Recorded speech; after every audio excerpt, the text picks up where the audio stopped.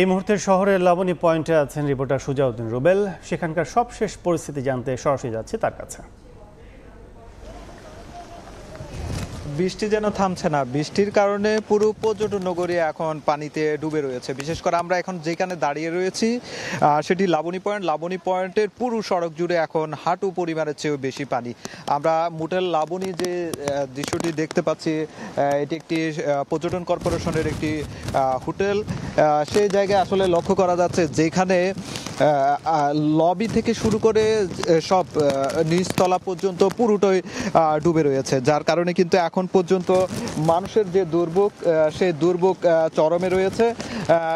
বিশেষ করে মানুষ হোটেলেও অনেকে যারা পর্যটকরা রুমে এসেছেন তারা ঢুকতেও পারছেন না, এই অবস্থা তৈরি হয়েছে। শুধু এই পর্যটন নগরীর লাবণী পয়েন্ট নয়, অন্যান্য যে হোটেল মোটেল জোনের রয়েছে, কলাতলি রয়েছে, সুগন্ধা পয়েন্ট রয়েছে, বিশেষ করে শহরের মধ্যে ট্যাগপাড়া থেকে শুরু করে তারাবুনিয়াছড়া এবং অন্যান্য যে নাজিরার ট্যাগ সমিতিপাড়া সব জায়গায় এখন যে রাস্তাঘাটগুলো রয়েছে সবগুলো এখন পানিতে নিমজ্জিত রয়েছে। বিশেষ করে শহরের 1 নম্বর ওয়ার্ডে পানির পুরো যে চাপ, সেই চাপের কারণে কিন্তু মানুষের ঘর বাড়ি ডুবে রয়েছে। মানুষজন খুব দুর্দশার মধ্যে রয়েছে। অনেকে রুম থেকে বা ঘর থেকে বের হতে পারছে না। আমরা দেখতে পেয়েছি সেখানে গাড়ি ঘোড়া চলাচল করছে না। ব্যাটারি চালিত যে গাড়িগুলো ছিল সেগুলো পর্যন্ত অনেক গাড়ি পানির মধ্যে পড়ে রয়েছে। এভাবে কিন্তু দুর্ভোগ চরমে উঠেছে এবং বিশেষ করে হোটেল মোটেল জোনে আমরা লক্ষ্য করছি, যেটি গত কয়েক বছর ধরে আসলে এমন পানি উঠতো না।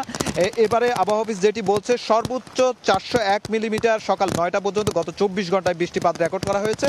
চলতি মৌসুমে এটি সর্বোচ্চ রেকর্ড সংখ্যক বৃষ্টিপাত বলছে। এদিকে এই বৃষ্টিপাতের কারণে আমরা লক্ষ্য করছি পাহাড় ধসের ঘটনাও ঘটেছে।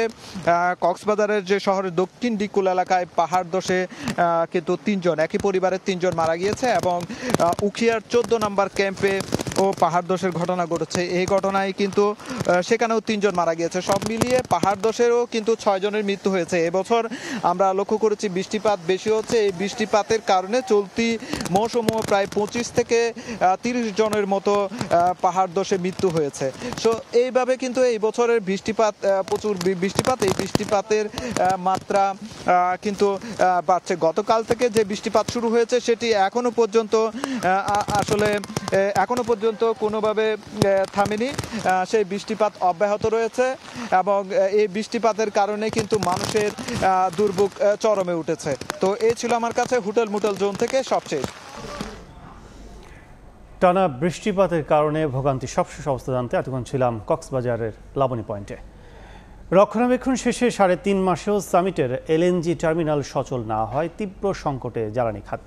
গ্যাসের অভাবে বন্ধ দেশের অর্ধেক সার কারখানা, 31টি বিদ্যুৎ কেন্দ্র। নেতিবাচক প্রভাব পড়ছে শিল্প কারখানায়। বিশেষজ্ঞরা মনে করেন নিজস্ব উৎসে জোর না দিয়ে আমদানি নির্ভরতা ভয়াবহ ঝুঁকিতে ফেলেছে জ্বালানি খাতকে। ফারুক ভূঁইয়া রবিনের রিপোর্ট। রাজধানীর তেজগাঁওয়ের 7 রাস্তা মোড় এলাকা, যেদিকে চোখ যায় গ্যাসের জন্য ঠাঁই দাঁড়িয়ে সারি সারি গাড়ি। গরমে হাঁসফাঁস অবস্থা, তবু অপেক্ষা ঘন্টার পর ঘন্টা। আর এটি এখন দেশে জ্বালানি পরিস্থিতির প্রতীকী রূপ। 4টা পাম্প ঘুরে আসছে এখানে। একটা পাম্পে কমপক্ষে 1.5 থেকে 200 গাড়ি আছে। ঘন্টার পর ঘন্টা আমরা রাস্তায় পড়ে থাকি গ্যাসের জন্য। আগে গ্যাস লইতে আমাদের সর্বোচ্চ লাগতো 20 মিনিট সময়, এখন লাগে 2 থেকে 3 ঘন্টা সময়। 3 ঘন্টা 4 ঘন্টা ধরে যদি আমরা গ্যাস নেই তাহলে আমরা ডিউটি কখন করব? পেশেন্ট নাই 100, 120, 30, আগে ছিল 180, 200 পেশেন্ট ছিল। যেই গ্যাস পামো সর্বোচ্চ 4 ঘন্টা থেকে 5 ঘন্টা চলবে, আবার গ্যাসের সিরিয়াল। গাড়ির জামাটা উঠাইতে পারি না, নিজের বেতন তো দূরের কথা। কেবল যানবাহনই নয়, অন্যান্য খাতেও সংকট তীব্র। চাহিদার তুলনায় অর্ধেক গ্যাসও যোগান দেওয়া যাচ্ছে না সার কারখানায়। এতে দেশে বর্তমানে 6 সার কারখানার 3টিরই উৎপাদন বন্ধ। একই অবস্থা বিদ্যুতের ক্ষেত্রেও। বর্তমানে দেশে বেড়ে চলা লোডশেডিং এর অন্যতম কারণ গ্যাসের তীব্র সংকট। বিদ্যুৎ কেন্দ্রগুলোতে চাহিদার বিপরীতে গ্যাস দেয়া যাচ্ছে মাত্র 38% মতো। ফলে কেবল গ্যাসের অভাবেই বন্ধ 31 বিদ্যুৎ কেন্দ্র। একই চিত্র শিল্প কারখানাতেও। গ্যাসের অভাবে ধুঁকছে রপ্তানিমুখী খাত। অস্বাভাবিক হারে কমছে উৎপাদন। 30 থেকে 40% আমাদের উৎপাদন নাই, due to the low pressure of gas and low supply of gas. এবং সেটা কিন্তু যখন গ্যাসের অপ্রতুলতা থাকে তখন কিন্তু বিদ্যুৎ উৎপাদনও চাহিদা মাফিক হয় না।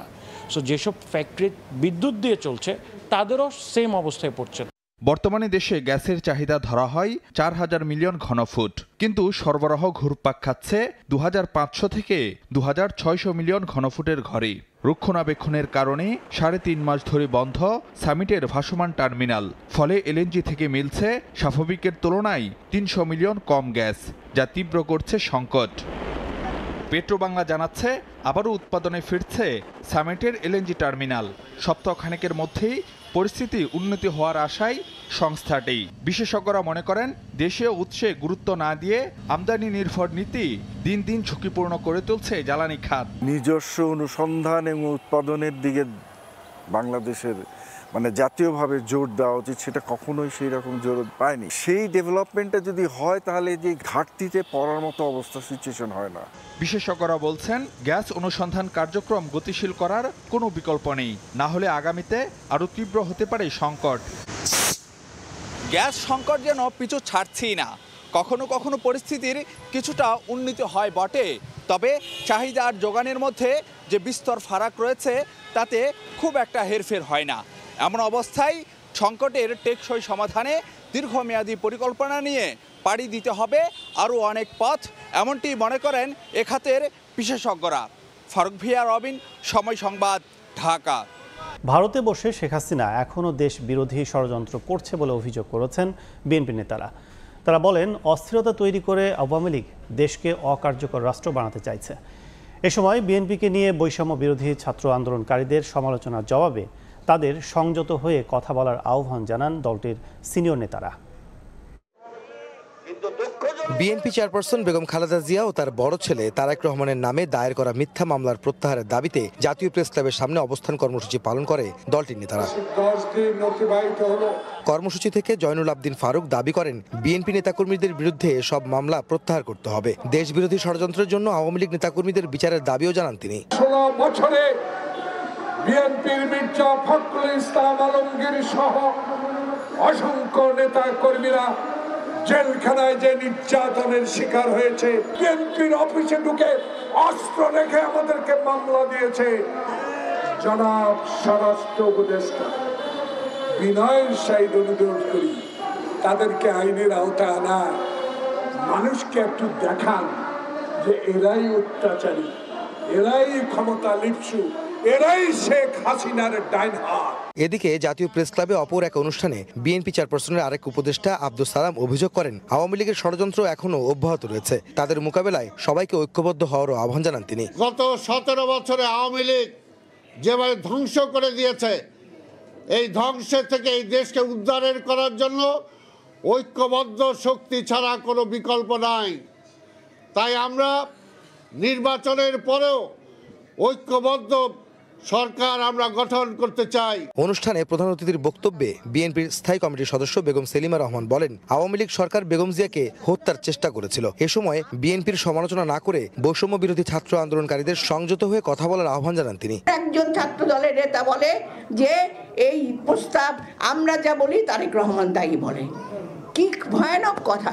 আজকে যদি আপনারা ঐক্যবদ্ধ না থাকতে পারেন তাহলে আপনারা এই কথা কি করে বলেন? আমরা তো আপনাদেরকে অসম্মান করছি না, আপনারা আমাদের নবীন প্রজন্ম, আপনারাই তো দেশটাকে গড়ে তুলবেন। আওয়ামী লীগের অনুপ্রবেশকারীরা নানা অপকর্ম করে বিএনপির ঘাড়ে দায় চাপাচ্ছে বলেও অভিযোগ করেন দলটির নেতারা। আহমেদ সালেহিন, সময় সংবাদ, ঢাকা। জেলা বিএনপির কার্যালয়ে সংযোগ সহ 2 মামলায় ঝিনাইদহ 1 আসনের সাবেক এমপি নায়েব আলী জোয়ারদারকে 4 দিনের রিমান্ডে দিয়েছেন আদালত। সকালে জেলা সিনিয়র জুডিশিয়াল দ্বিতীয় আদালতের বিচারক রুমানা আফরোজ এ আদেশ দেন। গত 4 আগস্ট ঝিনাইদহে বিএনপির দলীয় কার্যালয় ও জেলা বিএনপির সভাপতি বাড়িতে আগুন দেয় আওয়ামী লীগের নেতাকর্মীরা। এ ঘটনায় ঝিনাইদহ 1 আসনের সাবেক এমপি নায়েব আলীকে প্রধান আসামি করে থানায় মামলা করা হয়। গতরাতে শহরের আরাবপুর জামতলা এলাকায় নিজ বাসা থেকে নায়েব আলীকে গ্রেফতার করে যৌথ বাহিনী। মাদারীপুরের সরকারি এতিমখানায় শিশুদের নিম্নমানের খাবার দেওয়ার অভিযোগ উঠেছে। এর প্রতিবাদ করলে করা হয় শারীরিক ও মানসিক নির্যাতন। কাগজে কলমে প্রতিষ্ঠানের 60 জন শিক্ষার্থী ভর্তি থাকলেও বাস্তবে নেই এর অর্ধেক। তদন্ত করে অভিযোগের সত্যতা পেয়ে অভিযুক্ত 4 কর্মকর্তার বিরুদ্ধে ব্যবস্থা নিতে মন্ত্রণালয়ে চিঠি দিয়েছে জেলা সমাজ সেবা অধিদপ্তর। শাহাদাত আকনের ছবিতে সঞ্জয় কর্মকার অভিজিতের রিপোর্ট। অত্যাচার, নির্যাতন আর নিম্নমানের খাবার দেয়ায় আবাসিক হোস্টেল ছাড়তে জিনিসপত্র নিয়ে একে একে বেরিয়ে আসছে এতিম শিশুরা। তাদের ফেরাতে গেলে তোপের মুখে প্রতিষ্ঠানের কর্মকর্তারা।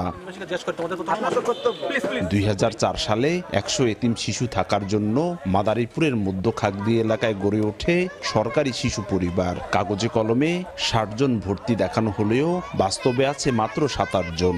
মা বাবা হারা এতিমদের জন্য সপ্তাহে 2 দিন মাংস সহ প্রতিদিন আমিষ খাবার বরাদ্দ দেয় সরকার, কিন্তু ফ্রিজ ভর্তি মাছ মাংস থাকলেও ভালো খাবার জোটে না অসহায়দের। অভিযোগ উঠেছে পচা ও নিম্নমানের খাবার সরবরাহের। এছাড়া নতুন পোশাক বরাদ্দ থাকলেও তার অর্থ চলে যায় দুর্নীতিবাজদের পকেটে।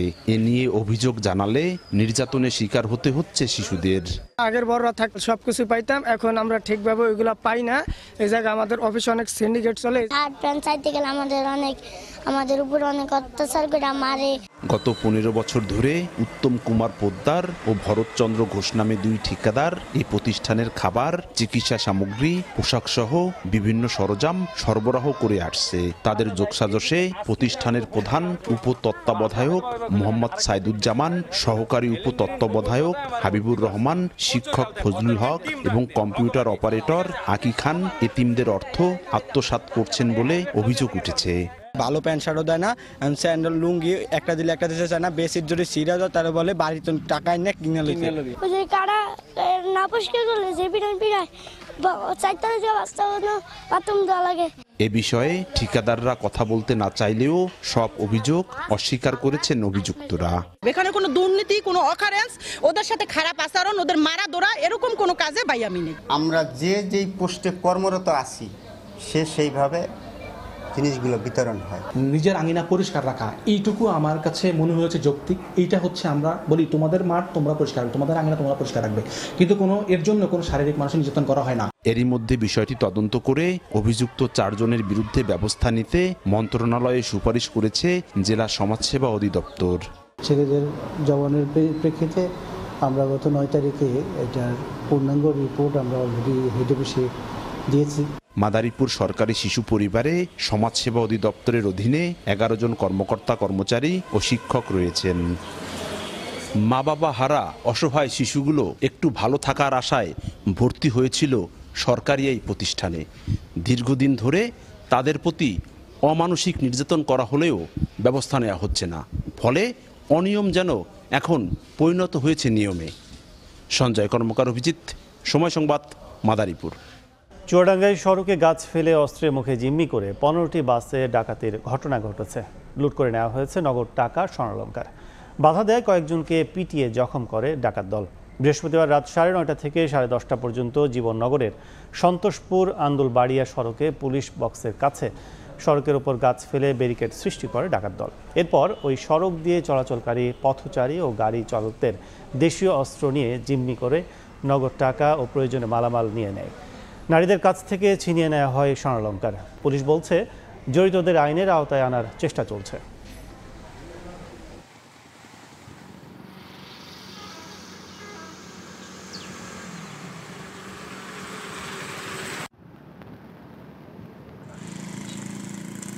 ইলিশ রফতানি বন্ধের সিদ্ধান্তের হলেও প্রভাব নেই রাজধানী বাজারে। সপ্তাহ ব্যবধানে কেজিতে 100 টাকা পর্যন্ত বেড়েছে দাম। সবজির যথেষ্ট সরবরাহ থাকলেও সহসায় মিলছে না দাম কমতির খবর। নতুন করে বেড়েছে কাঁচা মরিচের দাম, তবে আগের জায়গায় স্থির মুরগির বাজার। জুলাই থেকে সেপ্টেম্বরকে ধরা হয় ইলিশের ভরা মৌসুম। এ সময় ঘিরে ভোক্তার প্রত্যাশা থাকে দাম কমতির। তার উপর এবছর বন্ধ রফতানি। তবে বাজারের চিত্র উল্টো। মৌসুম বা রফতানি বন্ধের প্রভাবের ছিটে ফোটারও দেখা মিলছে না। রপ্তানি বন্ধ হয়েছে ঠিক আছে, ইলিশ মাছের দাম কমে নেই। গত 2 সপ্তাহ আগে আমি যেটা কিনছি 1.5 কেজির, ওটা আজকে 1 কেজিরও দাম বেশি, আরো 1.5 কেজি সাইজের থেকেও বেশি। এত বড় বাজারের মধ্যে এই দাম, আমরা যদি খুচরা ছোট বাজারে যাই সেটা আরো বেশি। যদিও বাজারে বেড়েছে ইলিশের সরবরাহ, যার প্রভাব পড়েছে অন্যান্য মাছের বেচাকেনায়। বিক্রেতাদের দাবি, ইলিশের চাপে অন্য মাছের বিক্রি ও দাম উভয়ই কমেছে। তবে ভোক্তাদের অভিযোগ, দাম এখনো বাড়তির দিকেই। কেজিতে 150 টাকা বেশি, তারপর ইলিশ মাছ খুবই ভালো কিনতেছে। ইলিশ মাছের মৌসুম চলতেছে, সবাই ইলিশ মাছ খাইতে পছন্দ করে, বিদায় অন্যান্য মাছের দিকে চাহিদাটা খুব কম। চিংড়ি মাছ, ইলিশ মাছ আমগো মধ্যবিত্ত মানুষের কেনার মতো সাধ্য না যে বেতন কথা বুঝছেন।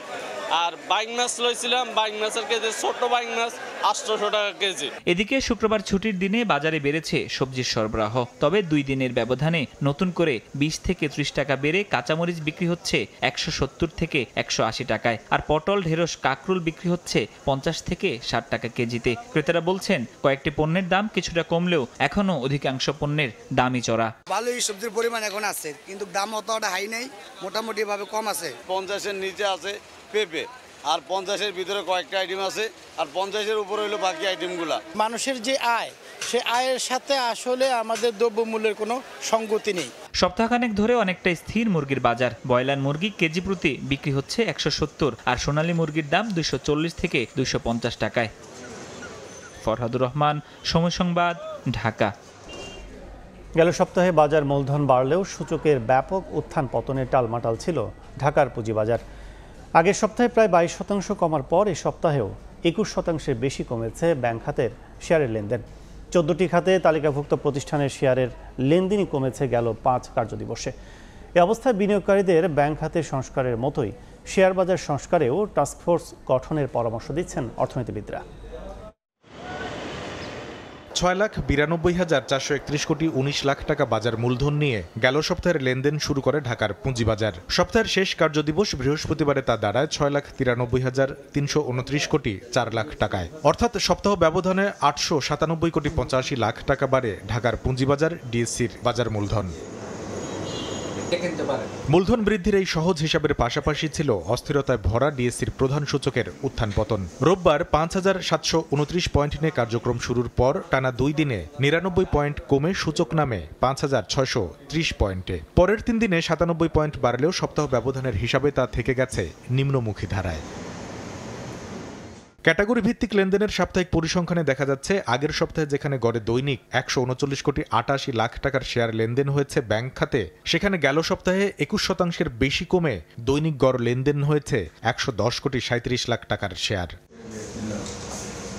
লেনদেন কমতির তালিকায় রয়েছে প্রকৌশল, সাধারণ বীমা, মিউচুয়াল ফান্ড, ফার্মাসিউটিক্যালস ও কেমিক্যালস, টেক্সটাইলস সহ 14টি খাতের তালিকাভুক্ত 323টি কোম্পানির শেয়ার। যারা কারসাজি করছে তারা আছে বলেই কিন্তু এই উত্থান পতনগুলো করছে, বিশেষ করে পতনটা বেশি হচ্ছে। এই অবস্থায় আশা নিরাশার দোলাচালে ফেলা পুঁজিবাজারে বিনিয়োগকারীদের আস্থা ফেরাতে এ খাতের সংস্কারে টাস্ক ফোর্স গঠনের পরামর্শ দিচ্ছেন অর্থনীতিবিদরা। নেতৃত্বের পরিবর্তন হয়েছে এই পুরো স্টক মার্কেটে, কিন্তু নীতির তো কোনো পরিবর্তন হয়নি। পুরো যে আপনার শেয়ার বাজারের সার্ভেলেন্স, ওইখানে যে কোনো রকমের কোনো কিছু হচ্ছে কিনা, বিশেষ করে যে কারসাজি, ওগুলোর নিয়ন্ত্রণের ব্যবস্থা গ্রহণ, সেটা কিন্তু এখনো পর্যন্ত হয়নি।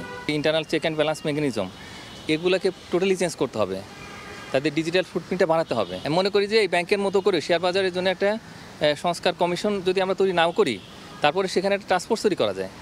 এখন এই শেয়ার বাজারে টাস্ক ফোর্সই তারা আসলে এখানে কি করতে হবে সেটা বলে দিবেন। সপ্তাহ হিসাবে দাম বৃদ্ধির তালিকায় শীর্ষ 5-এ থাকা কোম্পানির মধ্যে 3টি ছিল জেড ক্যাটাগরির, আর দাম কমতির শীর্ষ 5 কোম্পানির মধ্যে এ ক্যাটাগরির কোম্পানি ছিল 4টি। কামরুল হাসান সবুজ, সময় সংবাদ, ঢাকা। পণ্য পরিবহনে ঢাকা চট্টগ্রাম মহাসড়কে চাপ কমাতে নৌপথ ব্যবহারের সম্ভাবনা থাকা সত্ত্বেও তা কাজে লাগানো হয়নি। অথচ ঢাকা ভিত্তিক পণ্য ডেলিভারি নিতে কেরানীগঞ্জের পানগাঁও টার্মিনাল যেমন সচল রাখা হয়েছে, তেমনি কন্টেইনার পরিবহনের অনুমতি পেয়েছে অন্তত 12টি প্রতিষ্ঠান। এরপরও এ রুটে কন্টেইনার পরিবহন সক্ষমতার অর্ধেকে নেমে এসেছে। এ অবস্থায় আগামী রোববার জাহাজ মালিকদের সঙ্গে বৈঠকে বসতে যাচ্ছে চট্টগ্রাম বন্দর কর্তৃপক্ষ। সাগর টিপুর ক্যামেরায় বিস্তারিত জানাচ্ছেন কমল দে। চলতি বছরের আগস্ট মাসের ভয়ঙ্কর বন্যায় ঢাকা চট্টগ্রাম মহাসড়ক দিয়ে যানবাহন চলাচল বন্ধ ছিল 20 দিনের বেশি। এই সময়ে পণ্যবাহী হাজার হাজার ট্রাক, কাভার্ড ভ্যান এবং কন্টেনারবাহী লরি যেমন রাস্তায় আটকা পড়েছিল, তেমনি বিপর্যয় নেমে আসে আমদানি রপ্তানি বাণিজ্যে। অথচ মহাসড়ক এড়িয়ে নৌপথে ঢাকার পানগাঁও কন্টেনার টার্মিনালে এসব পণ্য পৌঁছানোর সুযোগ থাকা সত্ত্বেও নানা জটিলতার কারণে তা কাজে লাগানো যায়নি। ল্যান্ডলর্ড পদ্ধতিটাকে ছেড়ে দিতে হবে, ছেড়ে দিলে এই পানগাঁও টার্মিনালটা কিন্তু ওয়ার্কেবল হয়ে যাবে। তখন একটা ইনকেস আমার রেল বন্ধ হয়ে গেলে, আমার যদি রোড বন্ধ হয়ে যায়, কিন্তু আমার রিভার বন্ধ হবে না কোনো সময়। তো এইটার ব্যাপারে সরকারকে চিন্তা করতে হবে। চট্টগ্রাম বন্দর থেকে ঢাকার পানগাঁও রুটে সরাসরি কন্টেনার পরিবহন শুরু হয় 2013 সালে। এর মধ্যে 2017-18 অর্থ বছরে কন্টেনার পরিবহন পৌঁছে যায় 20,000-এর ঘরে, আর 2022-23 অর্থ বছরে সব রেকর্ড ছাড়িয়ে 35,771 টিওস কন্টেনার পরিবহন হয়। 2023-24 অর্থ বছরে রহস্যজনক কারণে কন্টেনার পরিবহন নেমে আসে 10,240-এ। এই রুটে কন্টেনার পরিবহন বাড়াতে নেওয়া হয়েছে জাতীয় রাজস্ব বোর্ডের অনুমতি। তারপরও গতি না আসায় আগামী রোববার পানগাঁও কন্টেনার টার্মিনালে জাহাজ মালিকদের সঙ্গে জরুরি বৈঠকে বসতে যাচ্ছে চট্টগ্রাম বন্দর কর্তৃপক্ষ।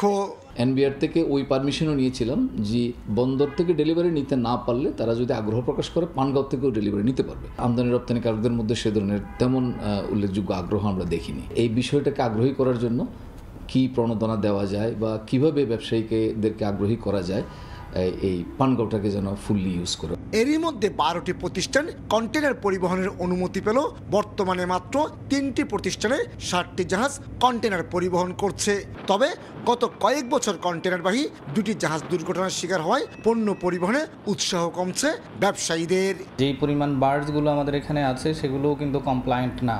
অনেকগুলো অ্যাক্সিডেন্ট কিন্তু আমরা দেখেছি, জাহাজ ডুবে গেছে, জাহাজ থেকে কন্টেনার পড়ে গেছে।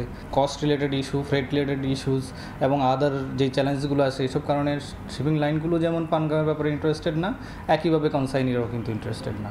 চট্টগ্রাম বন্দর পানগাঁও রুটে চলাচলের জন্য অনুমতি পাওয়া প্রতিটি জাহাজে 280 থেকে 300 কন্টেনার পরিবহনের সক্ষমতা রয়েছে। সেই হিসেবে 12টি প্রতিষ্ঠানের জাহাজগুলো পুরোদমে কন্টেনার পরিবহন শুরু করলে ঢাকা চট্টগ্রাম মহাসড়কে পণ্যবাহী যানবাহন চাপ অর্ধেকে নেমে আসবে। বন্দরনগরী চট্টগ্রাম এবং রাজধানী ঢাকায় প্রতিদিন যেসব পণ্যবাহী কন্টেনার আসা যাওয়া করে তার 97% সম্পন্ন হয় সড়কপথে, 2% রেলপথ। অথচ ব্যাপক সম্ভাবনা থাকা সত্ত্বেও কাজে লাগানো যাচ্ছে না নৌপথকে। 1% কম কন্টেনার পরিবহন হয় এই নৌপথে। কিন্তু সড়কপথের চাপ কমাতে এই নৌপথের কোনো বিকল্প নেই, এমনটি বলছেন বন্দর ব্যবহারকারীরা। চট্টগ্রাম বন্দর থেকে কমল দে, সময় সংবাদ। পোশাক শিল্পে নৈরাজ্য সৃষ্টিকারীদের অবিলম্বে গ্রেফতারের দাবি জানিয়েছেন বাংলাদেশ শ্রমিক কল্যাণ ফেডারেশন। সকালে জাতীয় প্রেস ক্লাবের সামনে এক সমাবেশে ফেডারেশনের বক্তারা বলেন, ইন্ডাস্ট্রিয়াল পুলিশের সঙ্গে যুক্ত হয়ে ফ্যাসিবাদ সরকারের নেতাকর্মীরা গার্মেন্টস খাতকে ধ্বংস করছে। তারা অস্থিতিশীল পরিস্থিতি সৃষ্টির অপচেষ্টাও করছে। এ সময় শ্রমিকদের বকেয়া বেতন ভাতা শিগগিরই পরিশোধের আহ্বান জানান তারা।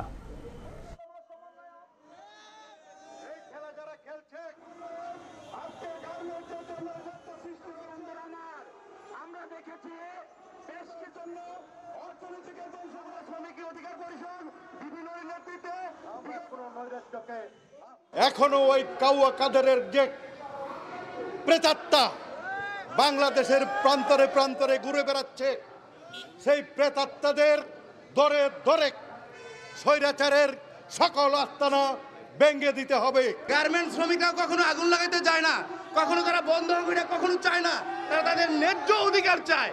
এই ন্যায্য অধিকারে যারা বাম হাত ঢুকায়, আমরা যারা শ্রমিকরা আছি ন্যায়ের পথে, এই বাম হাত ভেঙে দিতে হবে। পবিত্র ঈদে মিলাদুন্নবী আগমন উপলক্ষে রাজধানীতে বের করা হয় জশনের জুলুস। গণভবন, আসাদ গেট হয়ে শোভাযাত্রাটি কাদেরিয়া তৈয়বিয়া কামিল মাদ্রাসা প্রাঙ্গণে গিয়ে শেষ হয়। এতে অংশ নেন দেশের বিভিন্ন প্রান্ত থেকে আসা মুসল্লিরা।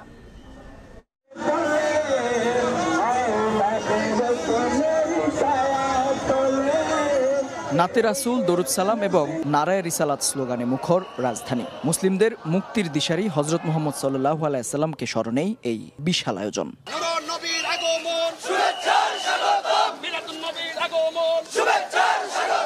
জাহিলিয়াতের যুগে মানবতা যখন ঘোর অন্ধকারে, ঠিক তখনই সৃষ্টিকুলের জন্য মহান আল্লাহ তাআলা প্রেরণ করেন হযরত মুহাম্মদ সাল্লাল্লাহু আলাইহি ওয়াসাল্লামকে। তার আগমনে মানবতা ফিরে পায় নতুন এক জীবন।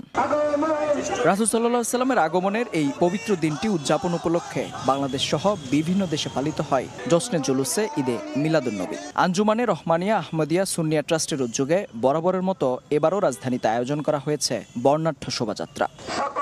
জশ্নে জুলুস গণভবন, আসাদ গেট হয়ে কাদেরিয়া তৈয়বিয়া কামিল মাদ্রাসা প্রাঙ্গণে এসে শেষ হয়, যেখানে অংশ নেন দেশের বিভিন্ন প্রান্ত থেকে ছুটে আসা ধর্মপ্রাণ মুসল্লিরা। দুর্বৃত্তকারীরা আল্লাহর ওলিদের মাজারে অগ্নিসংযোগ করছে এবং আল্লাহর ওলিদের মাজারে ভাঙচুর চালাচ্ছে।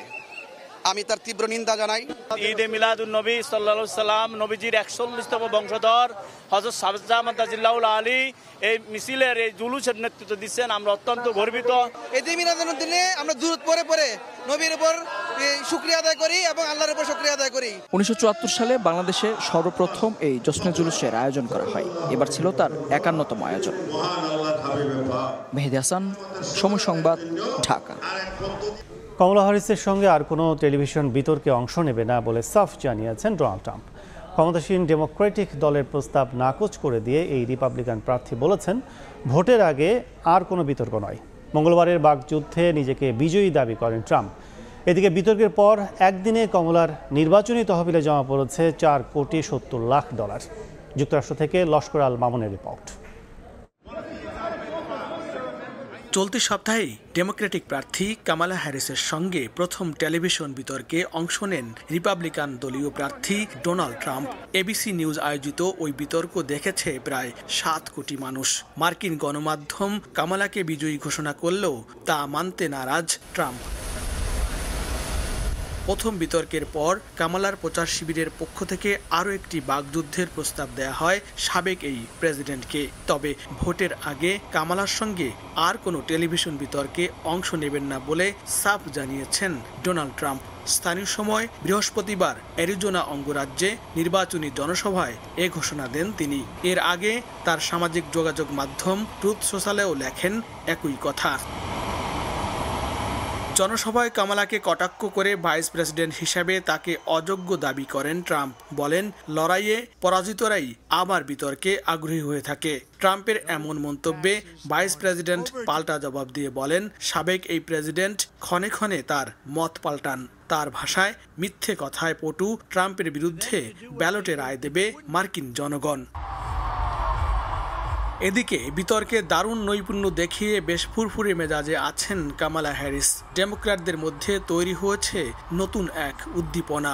এমনকি খোদ রিপাবলিকান প্রার্থীর ঘনিষ্ঠজনরাও স্বীকার করেছেন বিতর্কে জিতেছে কামালা। বিতর্কে জয়ী হওয়ার পর একদিনে তার নির্বাচনী তহবিলে জমা হয় $4,70,00,000। বৃহস্পতিবার এক নির্বাচনী প্রচারণায় কামালা ঘোষণা দেন, জয়ী হলে বার্ষিক $4,00,000 নিচে আয় করা পরিবারের জন্য কম ট্যাক্স এবং পরিবারের শিশুদের জন্য $6,000 চাইল্ড ট্যাক্স ক্রেডিট দেওয়া হবে। বৃহস্পতিবার কামালা হ্যারিস নর্থ ক্যারোলাইনায় তার নির্বাচনী প্রচারণা চালান। লস্কর আল মামুন, সময় সংবাদ, যুক্তরাষ্ট্র। খেলার খবর। ভারতের বিপক্ষে টেস্ট জিততে হলে ব্যাটসম্যানদের ভালো করার কোনো বিকল্প নেই। প্রথমবারের মতো স্কোয়াডে ডাক পেলেও একাদশে জায়গা পাওয়া নিয়ে আছে সংশয়। তবে রোমাঞ্চকে পাশ কাটিয়ে শেষ পর্যন্ত সুযোগ মিললে নিজেকে প্রমাণ করতে চান উইকেট রক্ষক ব্যাটসম্যান জাকের আলী অনিক। হেড কোচ ছাড়া 10ম দিনের অনুশীলনে যোগ দিয়েছেন বাকি সব বিদেশি কোচিং স্টাফের সদস্যরা। এদিন দীর্ঘ সময় বোলিং করেছেন ইনজুরির কারণে টেস্ট স্কোয়াড থেকে ছিটকে পড়া পেসার শরীফুল ইসলাম।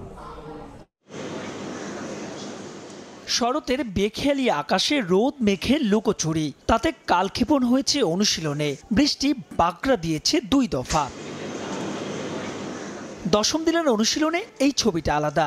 বিদেশি কোচিং স্টাফের সব সদস্যরা যোগ দিয়েছেন এদিন। হেড কোচ চান্ডিকা আসবেন শনিবার মধ্যরাতে। টাইগার পেস বিপ্লবের সম্মুখ সারির যোদ্ধা তাসকিনের সঙ্গে লোকাল কোচ তারেক আজিজ খান। নেটে ঢাকা এক্সপ্রেসের বরাবরই হচ্ছিল ওভার স্টেপিং। তারেকের টোটকায় পরের বলটাই দুর্দান্ত, ব্যাটসম্যান পর্যদস্ত।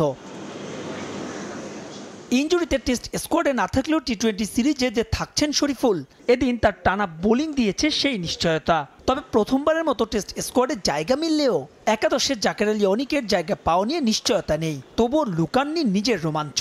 2 ফরম্যাটের জন্যই প্রিপারেশন রাখছি, তো এখন শুধু মাইন্ডসেটটা চেঞ্জ করতে হবে ফরম্যাট অনুযায়ী। আমার দায়িত্ব যে আমি আমার বেস্ট পারফরমেন্সটা করব। তাদেরকে নিয়ে অবশ্যই পরিকল্পনা চলতেছে, যারাই খেলবে, তো নিজের প্ল্যান অনুযায়ী খেলার চেষ্টা করব। হ্যাঁ, অবশ্যই চ্যালেঞ্জ থাকবে, বাট এই চ্যালেঞ্জের মধ্যে যদি রান করা যায় আমার মনে হয় যে অনেক ভালো কিছু হবে।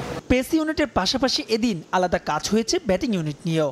ভারতের বিপক্ষে টেস্ট জিততে যে এই বিভাগেই ভালো করার কোনো বিকল্প নেই। আমরা স্ট্রাগল করি ব্যাটিংয়ে। ব্যাটিং যখন খারাপ হয় তখনই আমরা ম্যাচগুলো লুজ করে ফেলি। বলাররা ম্যাক্সিমাম টাইম সাপোর্ট করে। ব্যাটিংটা যদি আমরা ভালো করতে পারি তো এটা আমাদের জন্য খুবই ভালো হবে। যেহেতু আমরা লাস্ট সিরিজটা খুবই ভালো গিয়েছে, সেই কনফিডেন্সটা অবশ্যই থাকবে। আমার কাছে মনে হয় যে এই বছরও আমাদের চেষ্টা থাকবে যে আমরা যেন যেটা কখনো আগে করতে পারিনি এজ এ টিম, এটা করার চেষ্টা থাকবে। চেন্নাইয়ের বিমান ধরার আগে শনিবার শেষবারের মতো অনুশীলন করবেন টাইগাররা। চিদাম্বরমে 19 সেপ্টেম্বর 2 ম্যাচ সিরিজের প্রথম টেস্ট। মাহবুব রিমন, সময় সংবাদ, ঢাকা। এ পর্যায়ে শীর্ষ সংবাদগুলো জানিয়ে দিচ্ছে আরেকবার। ভারতে বসে ষড়যন্ত্রে লিপ্ত সাবেক প্রধানমন্ত্রী শেখ হাসিনা, আওয়ামী লীগ নেতাকর্মীরা অপকর্ম করে দায় চাপাচ্ছে বিএনপির ঘাড়ে, অভিযোগ দলটির নেতাকর্মীদের।